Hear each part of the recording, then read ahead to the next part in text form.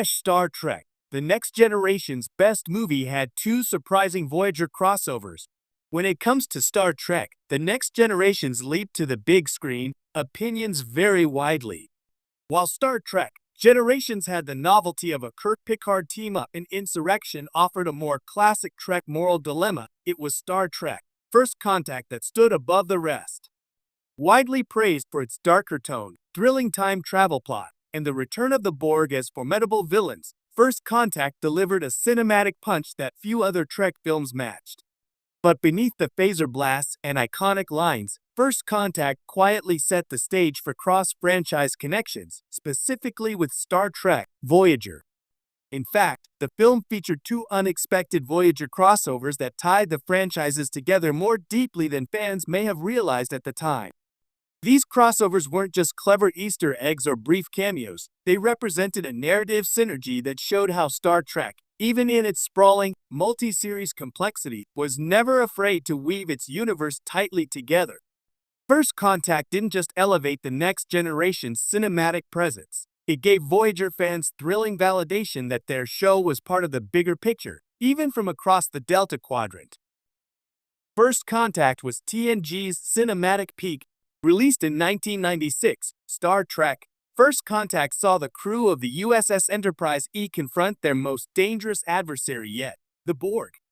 After the Borg launch an invasion of Earth, Captain Jean-Luc Picard and his crew must follow a time-traveling Borg sphere to the mid-21st century, where the collective aims to sabotage humanity's first warp flight, and thus prevent the formation of the Federation. The film was praised for its tight pacing, compelling villain in the Borg Queen, and strong character arcs, especially for Picard and Data. What made First Contact stand out was its ability to blend high-stakes science fiction with rich character development. Picard's personal vendetta against the Borg added emotional resonance, while the historical setting involving Zefram Cochrane's warp flight gave the film a grounded optimism. But what made it important in the larger Trek canon was its connectivity, and that's where the Voyager crossovers come in.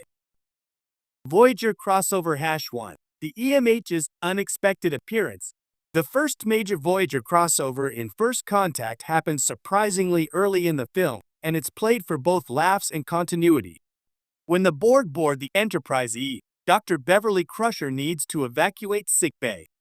In a pinch, she activates the emergency medical hologram to distract the Borg while she and her patients flee. Who appears? None other than Robert Picardo, Voyager's very own EMH. It's a brief but memorable cameo. The holographic doctor appears and begins snarkily addressing the invaders. Please state the nature of the medical emergency. When told to stall the Borg, he deadpans, I'm a doctor, not a doorstop. It's classic EMH sass in a totally unexpected setting. This scene did more than provide a chuckle. It was a subtle but brilliant reminder that the EMH program, and innovation fans had gotten to know intimately on Voyager, was standard Starfleet technology, not unique to the Voyager itself.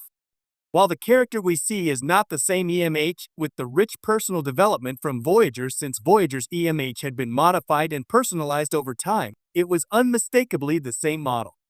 The cameo also strengthened Voyager's role in the wider Star Trek continuity. At the time, Voyager was still in its third season, and some critics still saw it as somewhat isolated, narratively cut off by its Delta Quadrant setting. But First Contact said otherwise. This moment showed that the characters and tech introduced in Voyager were integral parts of 24th century Starfleet life, not side notes. Voyager crossover #2. The introduction of the Borg Queen. The second and arguably more significant crossover came in the form of the film's main villain, the Borg Queen. Introduced in First Contact, the Queen was portrayed by Alice Krige in a performance that was equal parts seductive and terrifying. Her philosophical sparring with Picard and her sinister temptation of Data created one of Star Trek's most compelling villains. But here's where Voyager fans did a double take. The Borg Queen wasn't a one-off villain for First Contact. She would later become a recurring antagonist on Voyager, cementing a powerful link between the film and the series. In Voyager's later seasons, especially during its Borg-heavy arcs, the Queen returned to menace Captain Janeway and her crew, appearing in episodes such as Dark Frontier. Animatrix Zero, and the series finale, Endgame. While Christ did not portray the Queen in all appearances, Susanna Thompson stepped into the role for most of Voyager's episodes. The character's origins in First Contact made each return all the more resonant. In essence, the Borg Queen originated in a TNG film but found her true narrative playground in Voyager. This made the crossover even more unique. It wasn't just a guest character crossing over into a movie. It was a major antagonist born in the film who would go on to shape the narrative of an entire series. This linkage subtly enhanced Voyager's mythos. The Borg, who had long been feared in TNG, became Voyager's primary nemesis. By reusing the Queen, Voyager not only continued First Contact's legacy, but arguably deepened it. Janeway's multiple confrontations with the Queen were just as significant and emotionally complex as Picard's, helping to redefine Voyager as a show not just about survival, but about challenging galactic threats head-on. Why these crossovers mattered. At the time of First Contact's release, cross-franchise references were far less common than they are in today's cinematic universes. Star Trek was expansive, but its shows often operated in silos. TNG followed its own arc, DS9 had a darker tone, and Voyager was light years away, both literally and metaphorically. But these First Contact crossovers showed that Star Trek wasn't afraid to build bridges between its properties.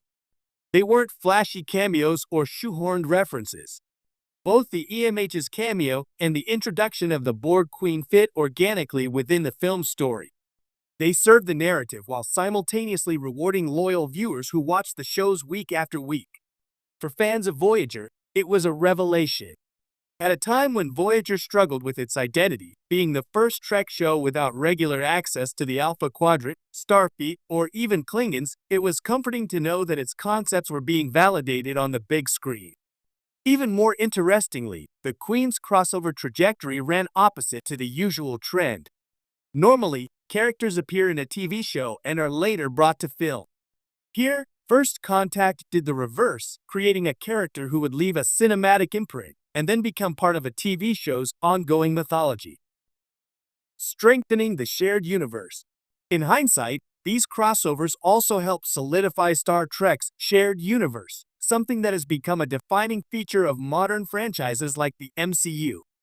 Star Trek was ahead of the curve.